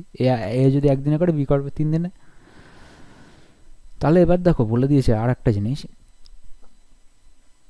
যে এ বি এর 20 দিন আগে কাজটা শেষ করেছে, তাই তো। তাহলে বি আর এর যে ওয়ার্ক মানে কাজ শেষ করার যে একটি কাজ শেষ করছে একত্রে না, একা একা যদি করে তাহলে 20 দিন আগে শেষ করবে, তাহলে হচ্ছে ডিফারেন্স হচ্ছে 20 ডেজ, 20 দিনের ডিফারেন্স হচ্ছে 20 ডেজ আমাদের। তাহলে 1-3 এদের রেশিওর ডিফারেন্স কত হচ্ছে 2, তাহলে এমনি ডিফারেন্স কত বলে দিয়েছে 20, তাহলে 1 ইউনিট মানে 2 ইউনিট মানে 20 হলে 1 ইউনিট মানে 10, তাহলে এদের সাথে যদি আমি 10 গুণ করে দিই তাহলে কী পেয়ে যাবো আমরা, এদের টোটাল ওয়ার্ক ডেজগুলো 10 আর 10:30, মানে এ 10 দিনে করবে আর বি করবে হচ্ছে 30 দিনে। এবার আমার জানতে যে তারা একত্রে কাজ করলে কাজটি কত দিনে শেষ হবে, তাহলে এদের এলসিএম কত হবে, দেখো এদের দুজনের এলসিএম হবে 30, এদের তো ওয়ার্ক এফিসিয়েন্সি বলে দিয়েছে 3 আর 1, তাহলে এরা একত্রে যখন কাজ করবে, তারা একত্রে কাজ করলে একদিনে করবে, তারা একত্রে কাজ করলে একদিনে করবে 3 + 1 = 4 ইউনিট কাজ, তাহলে টোটাল ইউনিট আমাদের 30, তো তাহলে 30/4 ইউনিট, তাহলে সেক্ষেত্রে কত হবে আমাদের 30কে ভাগ করে দেবো 4 × 7 = 28, তাহলে যে 2 7 × 1 = 2 দিন সময় নেবে, তাহলে কত হবে অ্যান্সার, 7 × 1 = 2 দিন হচ্ছে আমাদের right answer. A student saves race 1 on first day, race 2 on second day, and race 4 on third day, race 8 on fourth day, and so on. What shall be his total savings in 12 days? এক ছাত্র প্রথম দিনে 1 টাকা, দ্বিতীয় দিনে 2 টাকা এবং তৃতীয় দিনে 4 টাকা, চতুর্থ দিনে 8 টাকা এইভাবে সঞ্চয় করতে শুরু করে।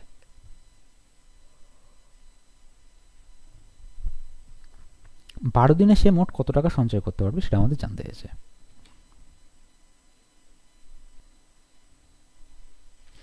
তো এইখানে আমরা যদি দেখি ছেলেটা প্রথম দিনে কত করেছে, 2 টাকার জমিয়েছে, দ্বিতীয় দিনে হচ্ছে 4 টাকা জমিয়েছে,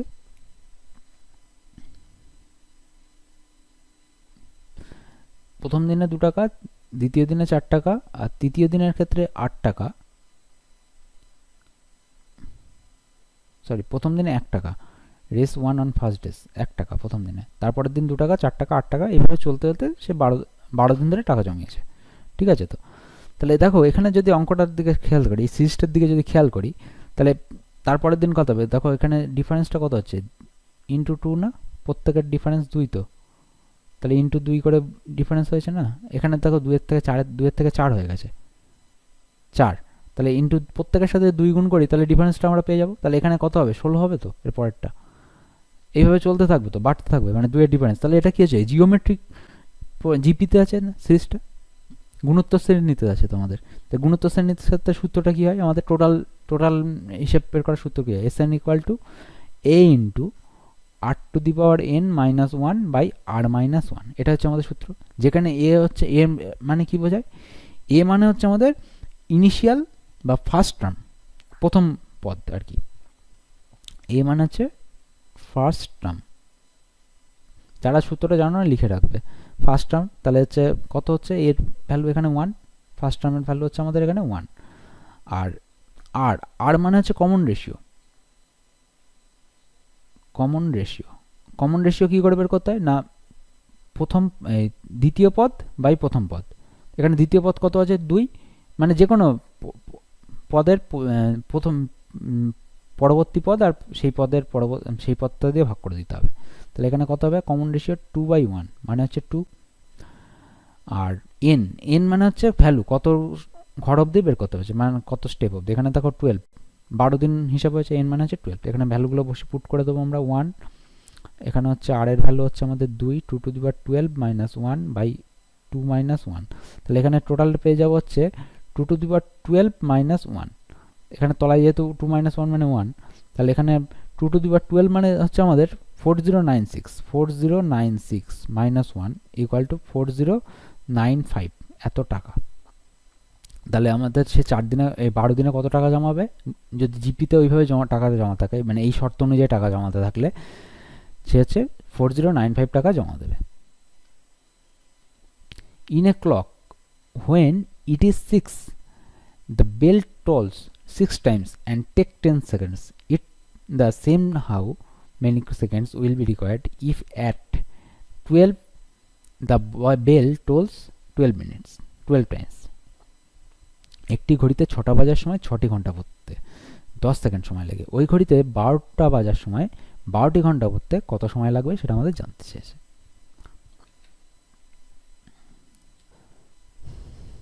দেখো এখানে যেটা হয়েছে, এই যে 6টা বাজলে আমরা কি জানি 6টা ঘন্টা পড়ে, তো কেমন হয় ঘন্টাগুলো, ঢং, প্রথমে কি হয়, ঢং ঢং ঢং ঢং, এইভাবে বাজতে পারে না, যখনই আমাদের সে পুরোনো দিনে যখন ঘড়ি ছিল এইভাবে বাজতো, তো ঢং ঢং, 6টা ঘন্টা হলো আমাদের, 1 2 3 4 5 6, 6 ঘন্টা বললো। এবার প্রত্যেকটার মধ্যে কিন্তু যে ডিফারেন্স, প্রত্যেকটা ঘন্টার বেল টাইমিংয়ের মধ্যে এই ডিফারেন্স কিন্তু একটা আছে, সেকেন্ডের যে ডিফারেন্সটা সেম, তা 6টা ঘন্টা বাজতে পড়তে 10 সেকেন্ড সময় লেগেছে, তাহলে এই যে টোটাল প্রসেসটা ঘটতে কত সময় লেগেছে, 10 সেকেন্ড। ঠিক আছে, 6টা ঘন্টার মধ্যে কতগুলো গ্যাপ রয়েছে, 1 2 3 4 5, 5টা গ্যাপ পড়েছে 6টা ঘন্টার মধ্যে।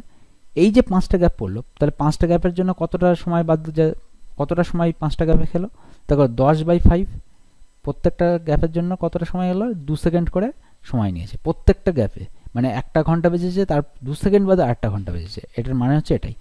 মানে যখন এরকম ঘন্টার অঙ্ক দেবে, যখনই, কারণ পুরোনো দিনের ঘন্টাগুলো বুঝলে, এখন যেমন ঘড়িতে যেমন একটা খুব ন্যানো সেকেন্ডের একটা ডিফারেন্স, সেটা বোঝা যায় না, তখনকার দিনের ঘড়ির ঘন্টার এই ঢঙের মধ্যে একটা বেশ লম্বা গ্যাপ ছিল, তার জন্য ঘড়িগুলো টাইম বারবার চেঞ্জ করতে হতো, একদম অ্যাকুরেট টাইম পাওয়া যেত না।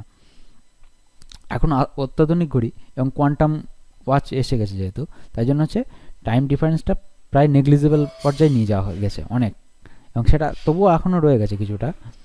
তো এখানে হচ্ছে 5টা গ্যাপ পড়েছে, ঠিক আছে, তো আবার 12টা ঘন্টা যখন বাজবে 6টা ঘন্টার জন্য তো 5টা গ্যাপ, তাহলে 12টা ঘন্টার জন্য কটা গ্যাপ হবে? 12টি ঘন্টার জন্য 12টি বাজলে 12টা ঘন্টা পড়বে, 12টা বাজলে 12টা ঘন্টা পড়বে। ঘড়িতে 12টা বাজলে 12টি ঘন্টা পড়বে, ঘড়িতে 12টা বাজলে 12 ঘন্টা পড়বে। ঠিক আছে, তাহলে ঘড়িতে 12টা বাজলে যেহেতু 12 ঘন্টা পড়বে, দেখো এই যে এখানে টাইম ইন্টারভাল তো বেরিয়ে গেছে, প্রত্যেকটা টাইম ইন্টারভাল বের করেছি আমরা। এটা হচ্ছে প্রত্যেকটা টাইম ইন্টারভাল, মানে প্রত্যেকটা ঘন্টার মধ্যে যে সময়ের ব্যবধান, প্রতিটি ঘন্টার মধ্যে সময়ের ব্যবধান, প্রতিটি ঘন্টার মধ্যে সময়ের ব্যবধান। এই ঘন্টা মানে কিন্তু 1 ঘন্টা নয়, এই ঘন্টা মানে দুটো বেলের ঢং ঢং, এই প্রথম ঢং আর দ্বিতীয় ঢং, ডং ডং আর কি, সেই দুটো ঢঙের মাঝখানের যে গ্যাপ ইন্টারভ্যাল, এই ইন্টারভ্যাল এটা বোঝাচ্ছে। ঠিক আছে, তো ইন্টারভ্যাল সবচেয়ে ভালো বোঝা যায়, ইন্টারভ্যাল ব্যবধান। ঠিক আছে, ইন্টারভ্যাল আর কি 2 সেকেন্ড করে। তাহলে 12টা ঘন্টা পড়বে, তখন কটা ঢং বাজবে? 11টা। 11টা ইন্টারভ্যাল পাবো, তো 11টি ইন্টারভ্যাল পাবো, 11টি ইন্টারভ্যাল পাবো। তাহলে 11টা ইন্টারভ্যালের জন্য কতটা সময় লাগবে? 11 × 2 মানে 22 সেকেন্ড। তাহলে 12টা বাজতে গেলে কত সময় লাগবে ঘড়িতে? 22 সেকেন্ড সময় লাগবে।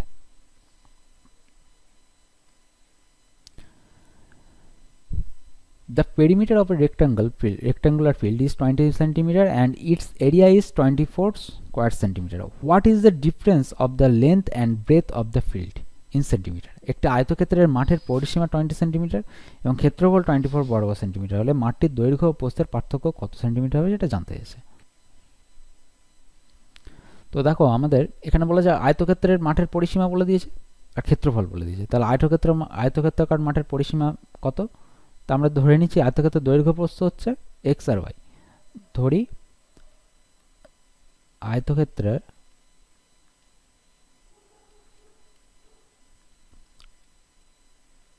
দৈর্ঘ্য সমান সমান এক্স ও প্রস্থ সমান সমান হচ্ছে ওয়াই সেন্টিমিটার। তাহলে আয়তক্ষেত্রের দৈর্ঘ্য প্রস্থ যদি দৈর্ঘ্য এক্স আর প্রস্থ যদি ওয়াই সেন্টিমিটার হয়, তাহলে আমরা এখান থেকে কী লিখতে পারি? দেখো পরিসীমা বলে দিয়েছে, তো পরিসীমার সূত্র কি? 2 × x + y, যেটার ভ্যালু বলে দিয়েছে দেখো 20 centimetre.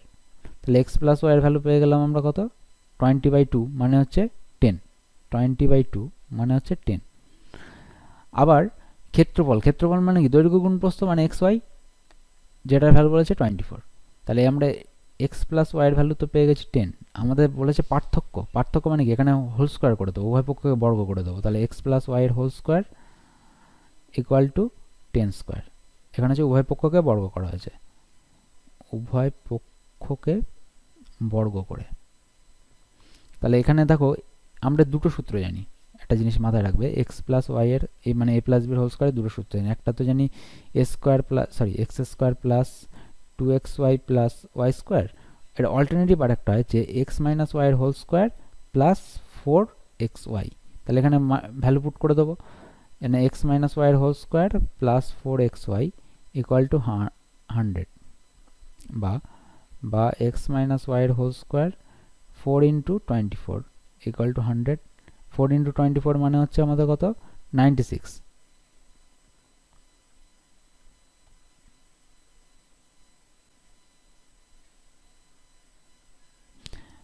x - y whole square plus 96 = হচ্ছে 100। এখান থেকে আমরা লিখতে পারি কি? x - y এর হোল স্কোয়ার = 100 - 96। তাহলে x - y এর হোল স্কোয়ার হচ্ছে 4। তাহলে x - y = √4 মানে হচ্ছে 2। তাহলে x - y হচ্ছে 2। তাহলে 2 ইজ দ্য রাইট অ্যান্সার। তাহলে এদের ডিফারেন্স কত? দৈর্ঘ্য আর প্রস্থের 2 centimetre. A person sells a product after giving 15% discount on marked price, earns a profit of 19%. If he would not give any discount, what would be his percentage of profit?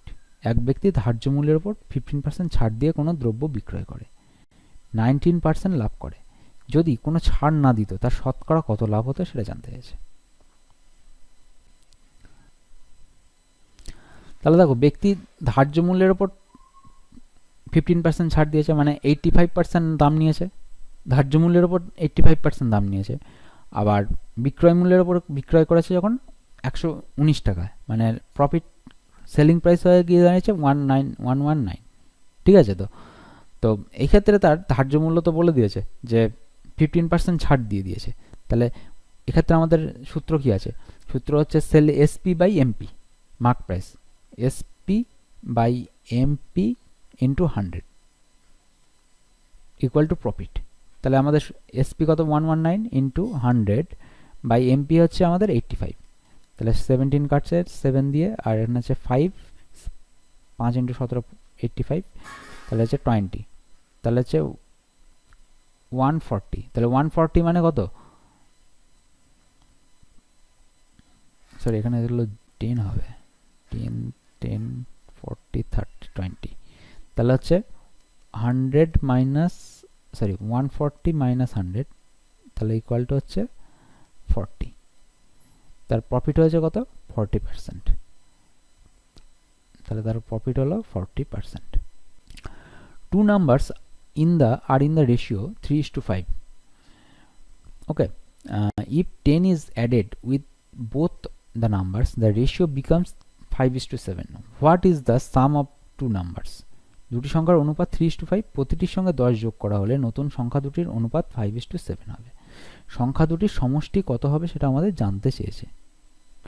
তো সংখ্যা দুটোর ratio বলে দিয়েছে 3:5, তাহলে আর এদের সাথে যদি 10 যোগ করা হয় তাহলে সংখ্যা দুটোর রেশিও বলেছে 3:5, এবার 10 যোগ করেছে, তাহলে সংখ্যা দুটো গিয়ে দাঁড়িয়েছে 5:7। বলছে তাদের বলছে what is the sum of two numbers, দুটি সংখ্যার অনুপাত কত হবে, নতুন দুটি সংখ্যার দুটি সংখ্যার সমষ্টি কত হবে। তাহলে 3:5 ছিল, এখান থেকে হয়ে গেছে কত? 5:7। তাহলে এদের দেখ প্রত্যেকের ডিফারেন্স কত? 2 না? এই 2 মানে কি প্রত্যেক ক্ষেত্রে 10 যোগ করে তবেই তো হয়েছে। তাহলে এক্ষেত্রে যেহেতু ডিফারেন্স সমান, তার মানে এখানে লিখতে পারি কি 2 ইউনিট মানে হচ্ছে 10, তাহলে 1 ইউনিট মানে কত? 5। তাহলে 5 যদি 1 ইউনিটের ভ্যালু হয়, তাহলে এখানে ভ্যালু কত পাবো আমরা? 3 ইন্টু 5, মানে সংখ্যা দুটো কত হবে? 3:5। তাহলে সংখ্যা দুটোর ভ্যালু কত হবে? 3:5 মানে ইন্টু 5, তাহলে হবে হচ্ছে 15:25, মানে হচ্ছে কত? 15 প্লাস 25, মানে হচ্ছে সংখ্যা দুটোর যোগফল হবে 40। তাহলে অ্যান্সার হবে হচ্ছে 40। Find out the least perfect square which is divisible by 21, 36 and 66। ক্ষুদ্রতম পূর্ণবর্গ সংখ্যা নির্ণয় করো যা যথাক্রমে 21, 36 আর 66 দ্বারা বিভাজ্য। তাহলে 21, আচ্ছা চলো, তাহলে এই ক্ষেত্রে আমরা কি করব? ক্ষুদ্রতম পূর্ণবর্গ সংখ্যা নির্ণয় করব। তাহলে এর আগেদের এলসিএমটা বের করে নেব। তাহলে 21, 36 আর 66 এর এলসিএমটা আমরা বের করে নেব।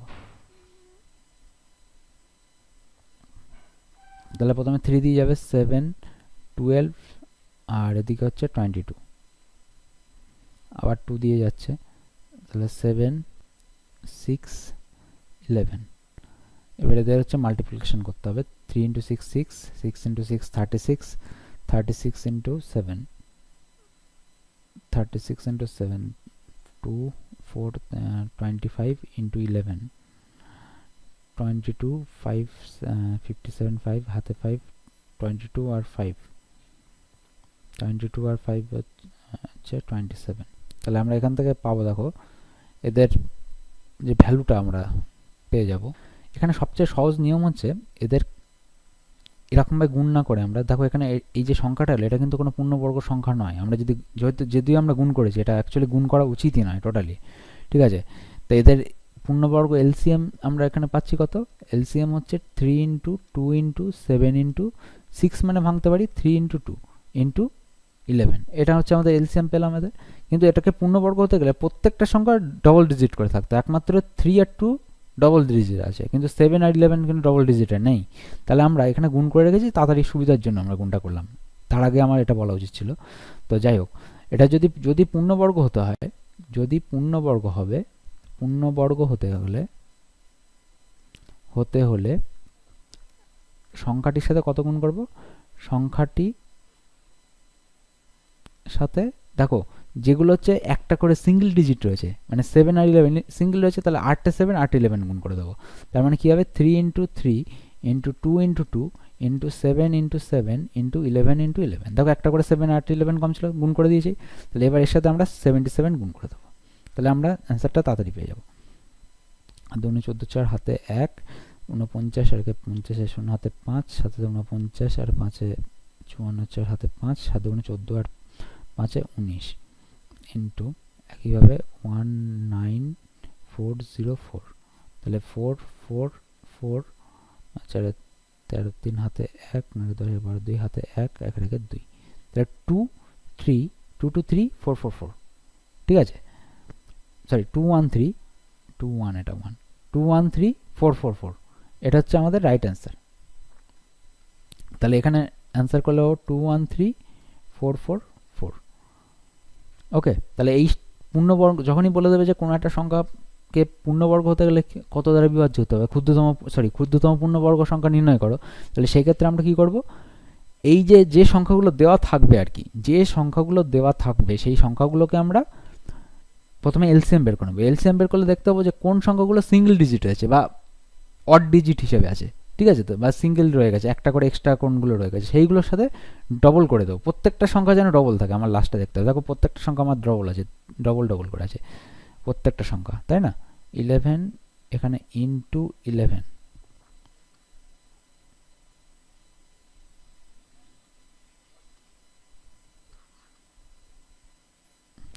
সরি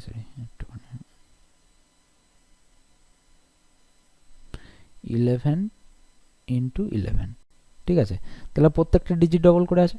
এটা না আনলে কিন্তু আমরা এটা করতে পারবো না, ঠিক আছে। চলো পরেরটায় চলা যাক। বলছে in compound interest a given some in a year becomes race 5500 and in 3 year race 6655. What was the rate of interest?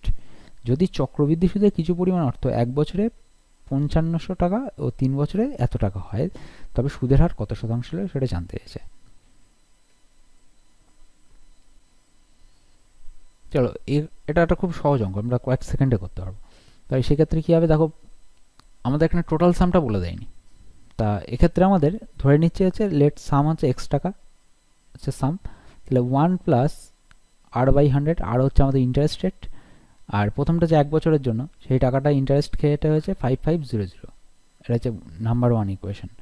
আর দ্বিতীয় ক্ষেত্রে হচ্ছে x টাকাই ইন্টারেস্ট কেটেছে কত বছর, 3 বছর, 3 বছরের জন্য কম্পাউন্ড ইন্টারেস্ট কেটে হয়েছে 6655 টাকা। ওকে, এটা হচ্ছে 2 নম্বর ইকুয়েশন। তো এখান থেকে আমাদের সুদের হার জানতে চাইছে, আমরা কিচ্ছু করবো না, এখানে 2 ইকুয়েশন 2 ভাগ 1 করে দেবো। এরকম যখনই সিচুয়েশন থাকবে তখন ইকুয়েশন 2কে 1 দিয়ে ভাগ করে দেবো, দিলেই আমাদের অ্যান্সারটা আমরা পেয়ে যাব, ঠিক আছে। তো ইকুয়েশন 2কে আমরা 1 দিয়ে ভাগ করে দিলাম, ভাগ করলে কি পাবো দেখা যাক। দেখো এখান থেকে আচ্ছা x into 1 plus r/100 by x into 1 plus r/100 equal to 6655 by 5500, তাহলে কাটাকুটি করলে কত পাবো আমরা, কাটাকুটি করলে পাবো পরে পাবো 1 to 1, নিচে পাবো 100। আর দেখো x তো কেটে গেল, আর এখানে দেখো এটা কাটাকুটি করলে 3 রয়েছে আর 1 রয়েছে, এটা সূচকের নিয়মে কী হয়ে যাবে, একটা এ কমে যাবে, তো পাওয়ার ভাগের সময় পাওয়ার বিয়োগ হয়ে যায়, তাহলে হচ্ছে স্কোয়ার হয়ে গেল, তাহলে হচ্ছে 1 to 1 বাই 100, তাহলে 1 to 1 বাই 100 মানে কি লিখতে পারি 11/10 এর হোল স্কোয়ার। উভয় মাথা থেকে যেহেতু পাওয়ার সমান আউট হয়ে গেল, পাওয়ারগুলো মানে বর্গমূল করে দেওয়া হলো আর কি অ্যাকচুয়ালি। তাহলে এখান থেকে আমরা এখানে লিখতে পারি কি 1 প্লাস r/100 ইকুয়াল টু 11/10, তাহলে r/100 ইকুয়াল টু 11/10 মাইনাস 1, তাহলে হচ্ছে r/100 ইকুয়াল টু 1/10, তাহলে 0 0 কেটে গেল, তাহলে r ইকুয়াল টু 10%। আমাদের অ্যান্সার বেরিয়ে গেল কত, সুদের হার জানতে চাইছিল 10%। A train was moving at a speed of 45 km/h. It takes 18 seconds to cross a person coming from opposite side at a speed of 5 km/h. What is the length of the train? একটি train 45 kilometre ঘন্টা বেগে চলছে, বিপরীত দিক থেকে 5 kilometre ঘন্টা বেগে এগিয়ে আসছে। আরেকটা ট্রেন একটি ব্যক্তিকে ট্রেনটি 18 সেকেন্ডে অতিক্রম করে, মানে একটা ট্রেন আসছিল 45 কিলোমিটার গতিবেগে, আসছে, আর বিপরীত দিক থেকে আরেকটা ব্যক্তি আসছে যেটা হচ্ছে 5 কিলোমিটার গতিবেগে। ঠিক আছে, তো তাহলে বিপরীত দিক থেকে যেহেতু আসছে এবং এইভাবে আসতে গিয়ে ট্রেনটা ব্যক্তিটাকে 18 সেকেন্ডে অতিক্রম করেছে, তাহলে ব্যক্তি মানে কি হচ্ছে, তার শুধু ট্রেন তার নিজের দৈর্ঘ্য অতিক্রম করবে। তাহলে এই ক্ষেত্রে কী হবে, 45 কিলোমিটার রয়েছে ট্রেনের দৈর্ঘ্য। ঠিক আছে, তো তারা 45 কিলোমিটার বেগে চলছিল ট্রেনটা, আর বিপরীত দিক থেকে আসা ব্যক্তিকে কি করেছে না তোমার 18 সেকেন্ডে অতিক্রম করেছে। তা আমাদের ট্রেনের দৈর্ঘ্য এখানে বলে দেয়নি। ট্রেনের দৈর্ঘ্যটা আমরা ধরে নিলাম এক্স মিটার, ধরি ট্রেনের দৈর্ঘ্য এক্স মিটার, ধরি ট্রেনটির দৈর্ঘ্য এক্স মিটার, কারণ ব্যক্তির দৈর্ঘ্য এখানে নেগলিজেবল, কারণ ট্রেনের দৈর্ঘ্য ব্যক্তি বা পোস্ট থাকলে সে তার নিজের দৈর্ঘ্যকে অতিক্রম করে। ট্রেনটির দৈর্ঘ্য সমান সমান এক্স মিটার। ওকে, তাহলে এক্স মিটার যদি ট্রেনের দৈর্ঘ্য হয়ে যায়, তাহলে আমরা কি লিখতে পারি এখানে এক্স প্লাস জিরো, ব্যক্তির দৈর্ঘ্য যেহেতু নেগলিজেবল তাহলে এক্স প্লাস জিরো, আর এখানে হচ্ছে এদের গতিবেগ দুটো কী হয়ে যাবে, যোগ হয়ে যাবে, বিপরীত দিক থেকে আসছে না, তাই জন্য গতিবেগ দুটো যোগ হয়ে গেল 45 প্লাস 5 ইন্টু এটাকে যেহেতু ঘন্টা মিনিটে রয়েছে তাহলে মিটার পার সেকেন্ডে নিয়ে আসার জন্য 5/18 দিয়ে গুণ করে দিলাম, ইকুয়াল টু 18। এবার দেখো ওপরে 18 গুণ হয়ে গেলো 18x, আর নিচে হচ্ছে 50 ইন্টু 5 ইকুয়াল টু হচ্ছে 18। উভয় দিক থেকে 18 কেটে গেল, তাহলে x ইকুয়াল টু কত হলো, ভ্যালুটা 250 এত মিটার। তাহলে ট্রেনের দৈর্ঘ্য কত পাবো, 250 metre. A person divided rest 2000 in two parts and kept in bank for 1 year. First part yield an interest of 10% and second part yield an interest of 320.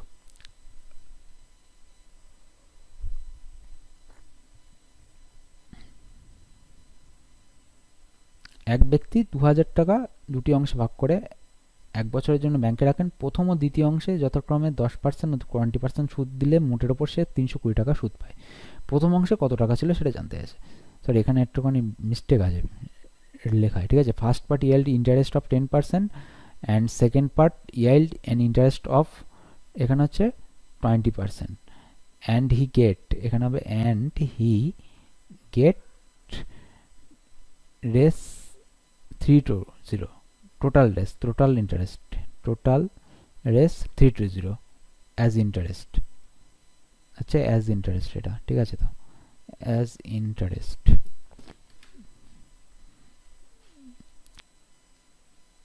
দেখো এখানে দেখো যে ব্যক্তি বলে তো দেয়নি কিছু, তা ধরে নিলাম প্রথম ক্ষেত্রে আমাদের সে এক্স টাকা ইনভেস্ট করেছিল, আর দ্বিতীয় ক্ষেত্রে কত 2000 মাইনাস এক্স টাকা ইনভেস্ট করেছিল। প্রথম ক্ষেত্রে সুদ দিয়েছে যে 10% হারে সুদ দিয়েছে, 1 বছরের জন্য সব টাকাটা ছিল বাই 100, প্লাস দ্বিতীয় ক্ষেত্রে এবার যেহেতু এটা এসআইয়ের অঙ্ক মানে সিম্পল ইন্টারেস্ট অঙ্ক, এখানেও 20% সুদ দিয়েছে 1 বছরের জন্য 100, টোটাল ইন্টারেস্ট গিয়ে যাচ্ছে 320।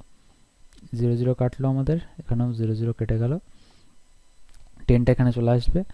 ঠিক আছে, তাহলে আমরা পাচ্ছি এক্স প্লাস 4000 গুণ দুইটা ভিতরে গুণ করে দিয়েছি আর কি, minus 2x equal to 00 minus 4800, sorry 4000, মানে minus x equal two minus 800, তাহলে এক্স ইকুয়াল টু হচ্ছে 800। তাহলে প্রথম অংশে কত টাকা রাখা ছিল, এক্স মানে আমাদের প্রথম অংশ ধরা ছিল, তাহলে প্রথম অংশে রাখা ছিল হচ্ছে 800 টাকা। In a school, average age of 10 students is 10.3 years. Out of them, average age of 3 students is 12 years, and average age of 3 students is 12 years, and average age of 5 students is 9 years. What is the average age of remaining 2 students? একটি বিদ্যালয়ে 10 জন ছাত্রের গড় বয়স 10.3 বছর, এদের মধ্যে 3 জনের গড় বয়স বলে দিয়েছে 12 বছর, অন্য 5 জনের 9 বছর হলে বাকি 2 জনের। তো এক্ষেত্রে আমরা কি করব, দেখো এক্ষেত্রে 10 জন ছাত্রের গড় বয়স বলেছে, তাহলে 10 জনের গড় বয়স খুব সহজ এটা করে, 10 জনের গড় বয়স, কোনো সূত্র এখানে কোনো করবো না, গড় বয়স 10.3, তাহলে মোট বয়স হবে, মোট বয়স এই 10 জনেরই মোট বয়স হবে 10.3 ইন্টু 10 মানে 103 বছর। এর মধ্যে দেখো বলেছে 3 জনের বয়স 12, তাহলে 3 জনের বয়স গড় বয়স 12, তাহলে 3 জনের মোট বয়স তোমাদের লেখার কোনো প্রয়োজন নেই, মোট বয়স হচ্ছে 3 ইন্টু 12 মানে 36 বছর। আর 5 জনের গড় বয়স 9 বছর, তাহলে 5 জনের মোট বয়স 5, গড় বয়স যেহেতু 9 তাহলে 5 ইন্টু 9 মানে 45। তাহলে এই দুটো যোগ করলে কত হবে? 1 আর 4 3 7 8। তাহলে বাকি দুজনের বয়স কত হবে? মোট বয়স, দুজনের মোট বয়স হচ্ছে, এর মধ্যে 10 জনের আছে আর এই দুটো হচ্ছে 8 জন হয়েছে, 5 আর 3 হচ্ছে 8 জন, 8 জনের মোট বয়স আর কি 81। তাহলে কত হবে? 22। আর দুজনের গড় বয়স 22/2 মানে হচ্ছে 11। তাহলে গড় বয়স কত হয়ে দাঁড়ালো? 11 বছর বা 11 বছর। The sum of marks obtained by Arun in English and mathematics is 170 and the difference is 10. What is the ratio of marks obtained by Arun in English and mathematics? অরুণের ইংরেজি অঙ্কের প্রাপ্ত নম্বরের সমষ্টি 170 এবং নম্বরের পার্থক্য 10। ইংরেজি অঙ্কের প্রাপ্ত নম্বরের অনুপাত কত? চলো এই অঙ্কটা কমপ্লিট করে আমাদের কমেন্টে জানাও। তো ধরে নাও যে কোনো একটা x প্লাস ওয়াই, মানে সমষ্টি মানে x প্লাস ওয়াই, যদি এমনি নর্মাল, আমরা রেশিও মেথডে করছি না, এমনি x প্লাস ওয়াই ধরে করছি, যাতে সুবিধা হয় সবার। তাহলে x মাইনাস ওয়াই 10, মানে রেশিও মেথড না করলেও এটা কয়েক সেকেন্ডেই হবে অঙ্কটা। 2x তাহলে হচ্ছে 180, x এর ভ্যালু হচ্ছে 90, তাহলে y এর ভ্যালু কত হবে? 90 থেকে হচ্ছে 170 বিয়োগ দিলে হবে হচ্ছে 70, সরি 80। তাহলে 90:80, তাহলে এদের নম্বরের প্রাপ্ত নম্বরের অনুপাত কত হবে? 90:80 মানে হচ্ছে 9:8। অ্যান্সার হচ্ছে বি। আমি রেশিও মেথড ছাড়া না করলেও, মানে শর্ট ট্রিকে না করলেও যদি এক্স ওয়াই ধরেও করি তা কয়েক সেকেন্ডেই হবে অঙ্কটা, এতটাই সহজ এটা দিয়েছে।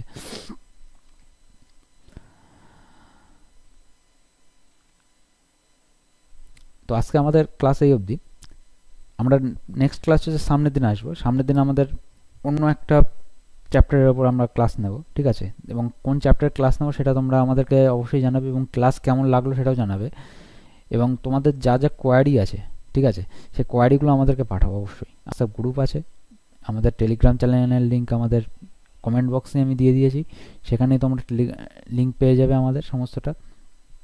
সেখানে গিয়ে তোমরা তোমাদের কমেন্ট করো, অথবা আমাদের পেজে গিয়ে আমাদের মেসেজ করতে পারো। আমাদের হোয়াটসঅ্যাপ চ্যানেল আছে, চ্যানেলে জয়েন করো তোমরা, আমাদের সাথে জুড়ে থাকো। এবং আমরা যে প্রিভিয়াস ইয়ারের যে প্রত্যেকটা প্রিভিয়াস ইয়ার নিয়ে যে কাজ করছি, এরপরে ডাব্লিউবিপি চলবে এবং এর সাথে ফুড এসআই আর ক্লার্কশিপ, এসএসসি জিডি এগুলো নিয়েও আমরা ক্লাস করব।